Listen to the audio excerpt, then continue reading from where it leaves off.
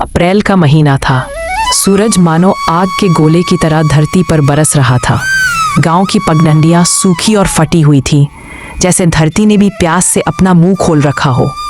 पेड़ों की पत्तियां मुरझा गई थीं। खेतों में हरी घास का नामो निशान नहीं था। गांव के लोग सुबह सुबह अपने ज़रूरी काम निपटा लेते और फिर दोपहर में घर के अंदर दुबके रहते। लेकिन रामू किसान के पास ये सुविधा नहीं थी।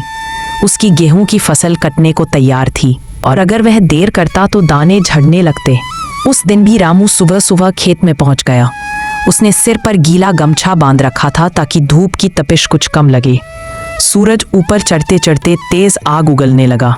पसीना उसकी पीठ से होकर कपड़ों में समा रहा था, लेकिन वह रुकने का नाम नहीं ले रहा था। पास के खेत में उसका दोस्त मोहन पानी का मटका लेकर आया और बोला, रामू इतनी दोपहर में क्यों काम कर रहा है? थोड़ी देर में तो पैर भी जलने लगेंगे। भाई, अगर आज कटाई ना की तो कल से और मुश्किल हो जाएगी। गांव में चारों तरफ गर्मी की मार थी।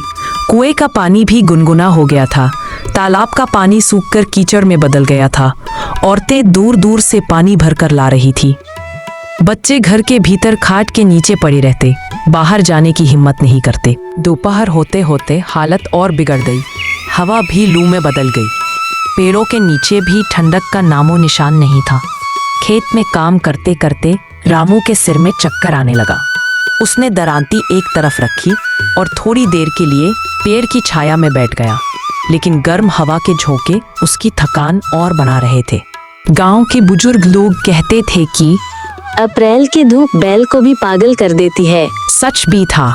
गांव के बैल खुले में खड़े खड़े हाँफ रहे थे। पक्षी भी पानी की तलाश में इधर उधर भटक रहे थे। शाम ढलने लगी तो रामू ने राहत की सांस ली। सूरज का ताप थोड़ा कम हुआ और वह घर की ओर चल पड़ा।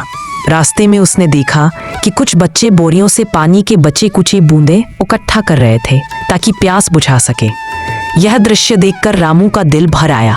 घर पहुंचते ही रामू ने सबसे पहले अपने मटके का ठंडा पानी निकाला और पड़ोस के बच्चों को पिला दिया। वह जानता था कि इस गर्मी में सबसे जरूरी है पानी बांटना और एक दूसरे का साथ देना। अप्रैल की वह जलती दोपहर उसे हमेशा याद रही। उस दिन उसने समझ लिया कि मौसम से बड़ी ताकत कोई नहीं, लेकिन इंसान की इंसानियत सबसे बड़ी राहत है।